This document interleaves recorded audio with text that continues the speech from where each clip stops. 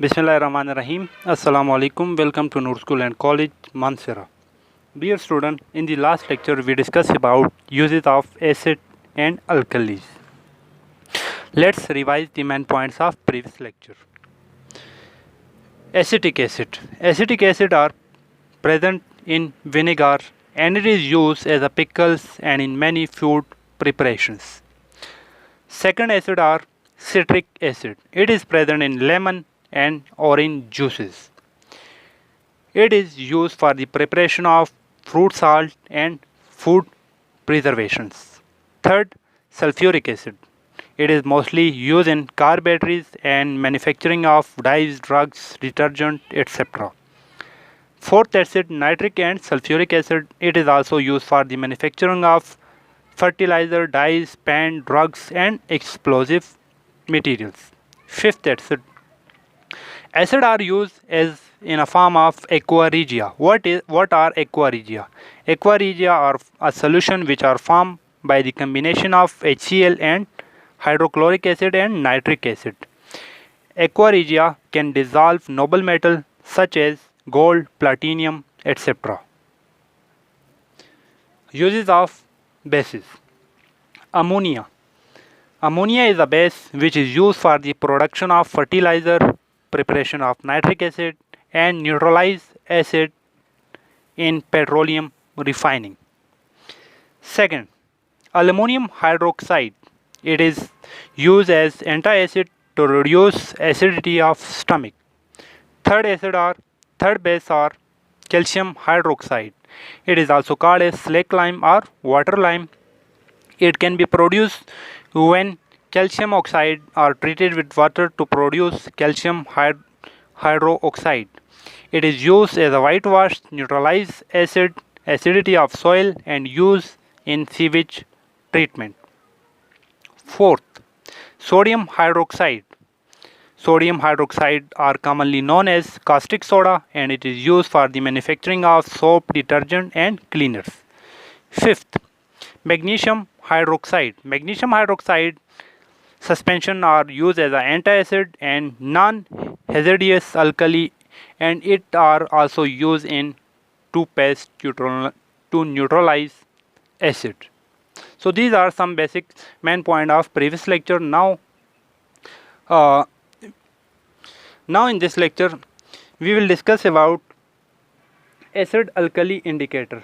In the last previous lecture we also discussed that acid, bases and alkalis can be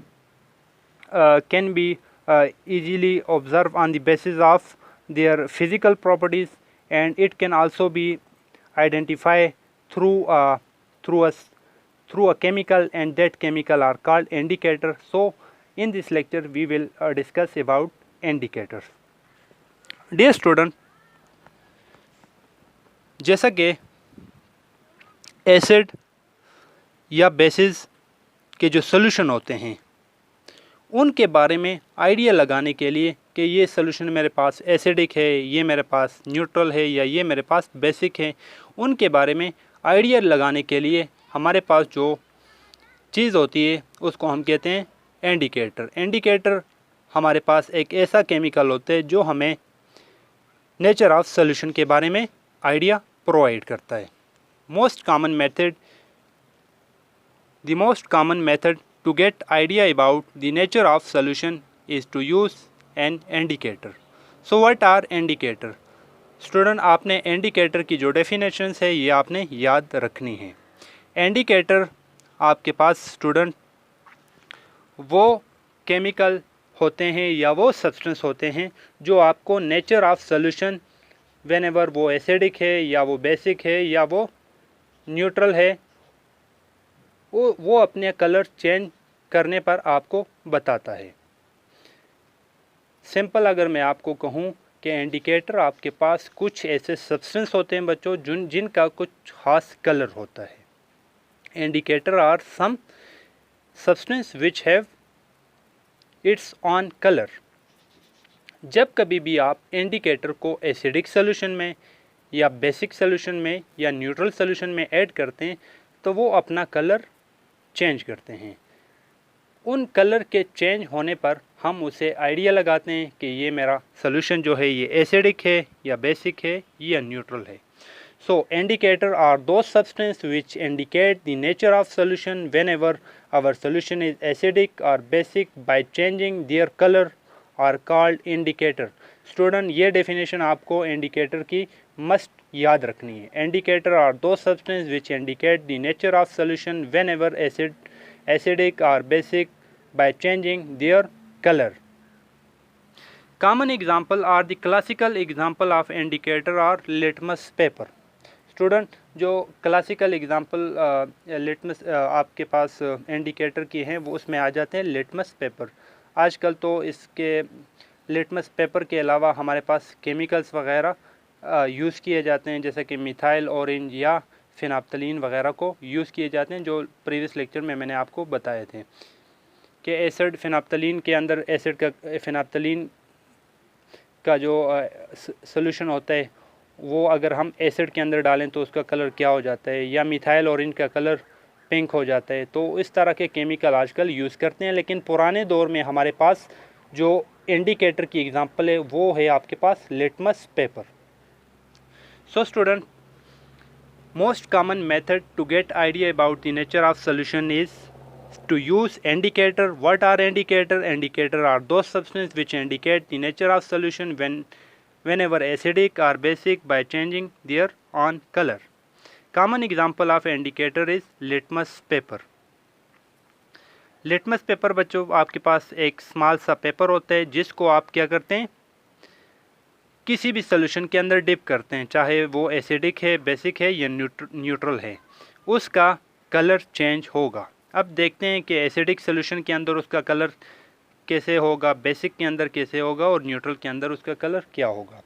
जब कभी भी आप blue litmus paper को acidic solution में dip करेंगे तो वो आपके पास रेड हो जाएगा.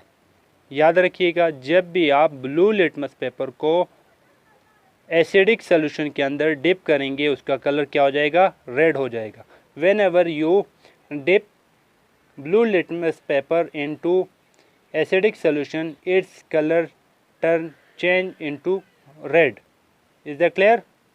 ब्लू कलर से रेड कलर में चेंज हो जाएगा जब कभी भी आप एसिडिक सोल्यूशन के अंदर लिटमस पेपर को डिप करेंगे. Second, red colour litmus paper को जब कभी भी आप अल्कलाइन सोल्यूशन के अंदर ऐड करेंगे तो आपके पास उसका कलर क्या हो जाएगा, ब्लू हो जाएगा. 2 पॉइंट आपने लाजमी याद रखने हैं, ये दोनों आपस में अपोजिट हैं. एक पॉइंट याद रख लें, आपको दोनों याद हो जाएंगे. ब्लू कलर लिटमस पेपर का कलर क्या हो जाता है, रेड हो जाता है एसिडिक सोल्यूशन में. रेड लिटमस पेपर का कलर ब्लू हो जाता है अल्कलाइन सोल्यूशन के अंदर. रेड और ब्लू कलर के जितने भी लिटमस पेपर होते हैं उनका कोई भी कलर चेंज नहीं होता न्यूट्रल सोल्यूशन के अंदर. न्यूट्रल सोल्यूशन के अंदर ब्लू कलर का लिटमस पेपर हो या रेड हो, उनका कलर चेंज नहीं होता. I hope it is clear now.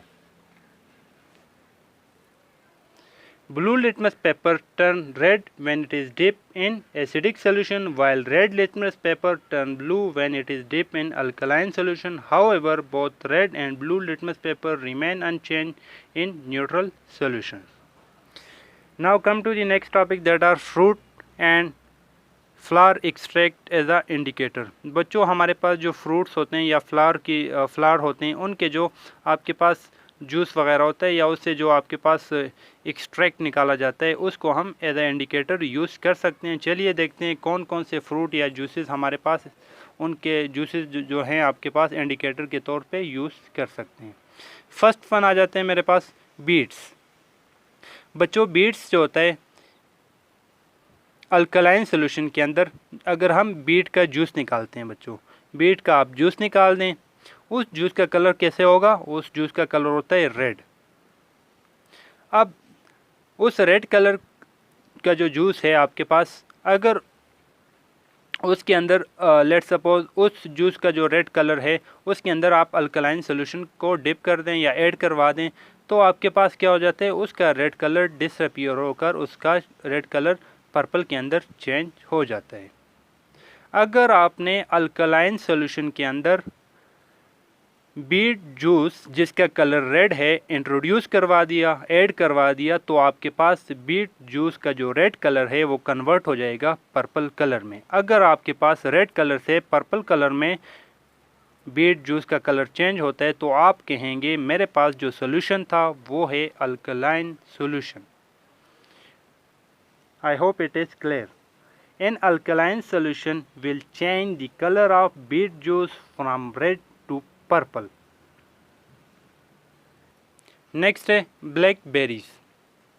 बच्चों ब्लैक बेरीज जो होती हैं उनका अगर हम जूस निकालते हैं तो उसका कलर कैसे होता है? उसका कलर होता है आपके पास रेड, और उस जूस को अगर हम एसिडिक सोल्यूशन के अंदर डालेंगे तो उसका रेड कलर कन्वर्ट हो जाते हैं डार्क कलर में।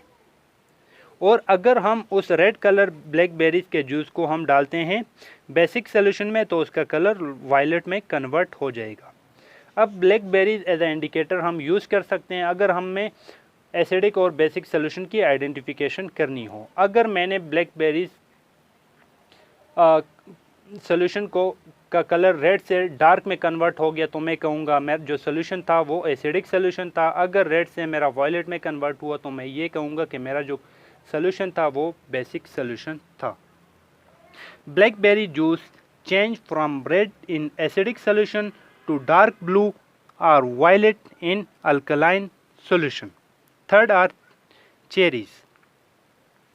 बच्चों चेरीज का जो जूस है आपके पास उसका कलर होता है ब्लू। अगर आप इस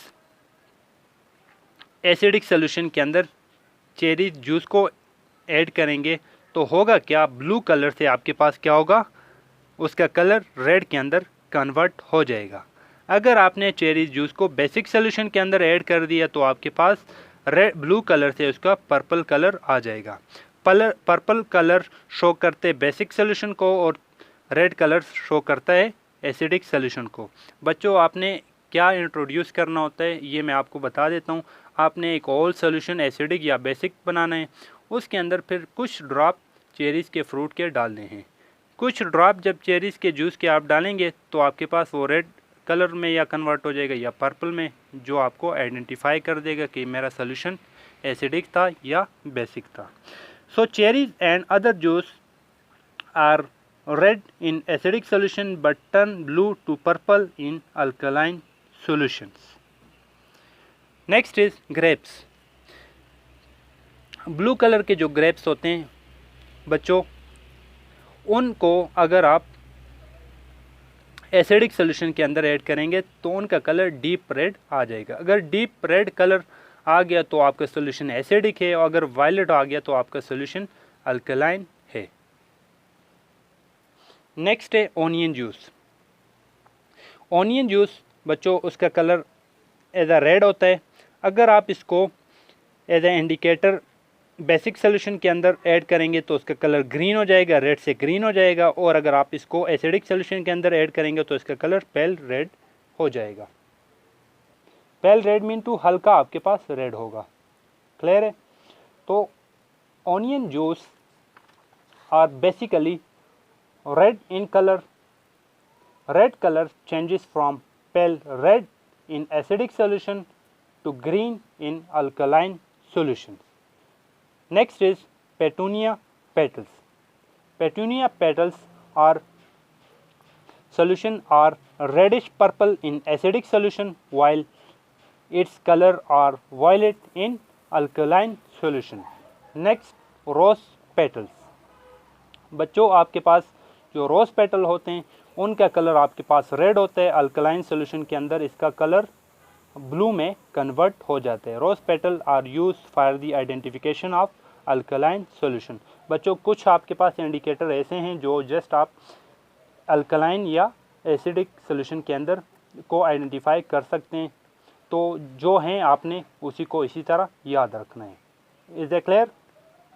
कुछ फ्रूट्स के नाम और कुछ मैंने आपके पास रोज़ के नाम बताएं और उनके आपके आइडेंटिफिकेशन बताई कि इनका कलर किस किस में कन्वर्ट होगा। स्टूडेंट अक्सर आपसे ब्लैंक्स के अंदर ये लाजमी पूछा जाएगा कि इस फ्रूट का जो कलर है अल्कलाइन सॉल्यूशन के अंदर किस तरह होगा, तो आपने ये सब को याद रखना है for your board exam. Student, वैसे तो आपकी बुक में पीएच स्केल के ऊपर कोई टॉपिक नहीं है, लेकिन एक एक्टिविटी थी जिससे मैंने कहा कि मैं आपको इसके ऊपर एक टॉपिक बना दूं। तो पीएच स्केल बच्चों एक ऐसा स्केल है जो आपके पास एसिड और बेस की स्ट्रेंथ को मेजर करने के लिए हम यूज़ करते हैं। मेरा एसिड कितना स्ट्रांग एसिड है, कितना वीक है, या मेरा बेस जो है वो कितना स्ट्रांग है, कितना वीक है, उसको मेजर करने के लिए जो स्केल यूज़ करते हैं उसको बच्चों कहते हैं पीएच स्केल। वैसे इस टॉपिक को आप 9th क्लास में डिटेल से पढ़ लेंगे। अच्छा बच्चों, जस्ट आपने ये याद रखना है कि pH scale is use to measure the strength of acid और base. pH is determined with the help of pH scale और pH meter। जो pH होता है बच्चों, वो मालूम करने के लिए या तो pH स्केल हम यूज़ करते हैं, आजकल मॉडर्न दौर में हम pH मीटर यूज़ करते हैं। pH स्केल की जो रेंज होती है बच्चों आपके पास 0 to 14 होती है। Range of pH scale is 0 to 14। इनके 3 रूल्स हैं, ये आपने याद रखने हैं, आपको बहुत काम आएंगे। एसिड की जो रेंज है आपके पास पीएच स्केल पर वो 7 से लेस देन है। PH range of acid is below than 7। PH range of alkalies is above 7। PH range of neutral solution is equal to 7। 3 point आपने लाजमी याद रखने। स्टूडेंट, अगर आपके पास पीएच आती है 7 से कम, 0, 1, 2, 3, 4, 5, 6, तो आपके पास ये एसिड सॉल्यूशन होगा। अगर आपके पास पीएच आती है 7 से अबव, 8, 9, 10, 11, 12, 13, 14, तो वो आपके पास अल्कली सॉल्यूशन होगा। और अगर आपके पास पीएच आती है 7, तो 7 के लिए हमारे पास अगर पीएच आएगी तो हम कहेंगे मेरा सॉल्यूशन क्या है, न्यूट्रल सॉल्यूशन है। तो these are some concept about pH scale. Student, तो आपने पीएच स्केल के जितने भी मैंने आपको पॉइंट्स बताए, ये 3 पॉइंट्स ये ख़ास तौर पर बहुत ही इम्पोर्टेंट हैं। तो स्टूडेंट, आज के लेक्चर में इतना ही। चलिए हम एक बार फिर मेन पॉइंट्स को रिवाइज कर लेते हैं। आज के लेक्चर के स्टूडेंट मेन पॉइंट्स हैं हमारे पास acid alkali indicator. The most common method to get an idea about the nature of solution is to use an indicator. Those substances which indicate the nature of solution whenever acidic or basic by changing their color are called indicator. Indicator की जो definition मैंने बताई इसको आपने याद रखनी है। Those substances which indicate the nature of solution such as acidic or basic by changing their color are called indicators. A classical example of indicator are litmus paper. Blue litmus paper turn red when it is dipped in acidic solution, while red litmus paper turn blue when it is dipped in alkaline solution. Red litmus paper turn blue when it is dipped in alkaline solution. However, both red and blue litmus paper remain unchanged in neutral solution. Second main points, fruit and flower extract as a indicator. We discuss some of the fruits and flower like beets. An alkaline solution will change the color of beet juice from red to purple. Second, blackberries. Blackberry juice change from red in acidic solution to dark blue or violet in alkaline solution. Cherries. Cherries juice are red in acidic solution but turn blue to purple in alkaline solution. Grapes. Grapes color are deep red in acidic solution to violet in alkaline solution. Onion. Red onion changes from pale red in acidic solution to green in alkaline solution. Petunia petals change from reddish purple in acidic solution to violet in alkaline solution. Last one, rose petals. Rose petals turn from red to blue in alkaline solutions. Third main point, pH scales. pH scale, the strength of acid and base is measured by pH scale. pH is determined with the help of pH meter or pH scale. The range of pH scale is from 0 to 14. The pH range of acid is below 7. The pH range of acid is below 7 while the pH range of alkalis is above 7. 7 is the pH of neutral solution, that is pure water is neutral and its pH is 7. So student, I hope main points of lecture is also clear. Now come to the homework. Student, suppose I have a solution which have pH 4, solution 1 which has pH 4 is added to the solution 2 until the mixture pH is 7. Solution बच्चों मेरे पास एक solution है solution 1 जिसका pH है 4, उसके अंदर मैं solution 2 को ऐड कर रहा हूँ। उस वक्त तक मैं उसके अंदर सोल्यूशन 2 को ऐड कर रहा हूँ जब तक मेरे पास pH 7 नहीं हो जाता। आपने इन दो क्वेश्चन के आंसर लिखने। What can you say about solution 1? Solution 1 के बारे में आप क्या लिख सकते हैं? एसिडिक है, बेसिक है, न्यूट्रल है, आप इस पर अपने कमेंट करें।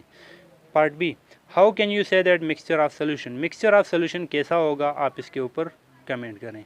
आपने इन दो क्वेश्चन के आंसर लिखने हैं। सेकंड, आपकी बुक के अंदर student pH scale of various atoms given हैं, उनका एक फ्लो चार्ट आपके बुक के अंदर पेज नंबर 78 पर गिवन है।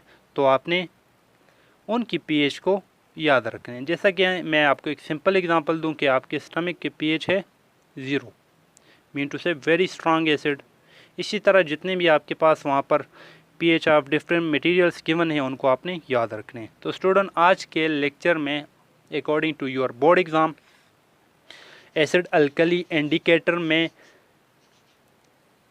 लिटमस पेपर का कलर किस कलर से ब्लू में जाता है, किस सोल्यूशन के अंदर किस कलर से किस कलर में बेसिक सोल्यूशन के अंदर जाता है, ये जो इंडिकेटर के मैंने आपको पॉइंट्स बताएं ये आपने मस्ट याद रखने हैं फॉर योर बोर्ड एग्ज़ाम।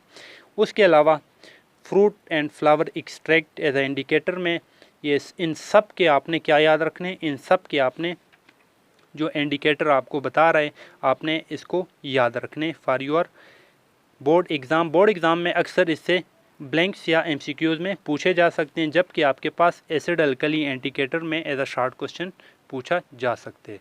तो स्टूडेंट, आई होप आपको क्लियर हो चुका होगा। इसके अलावा कोई भी आपको कोई क्वेश्चन हो तो आप मुझसे पूछ सकते हैं। Thank you. अल्लाह हाफिज़।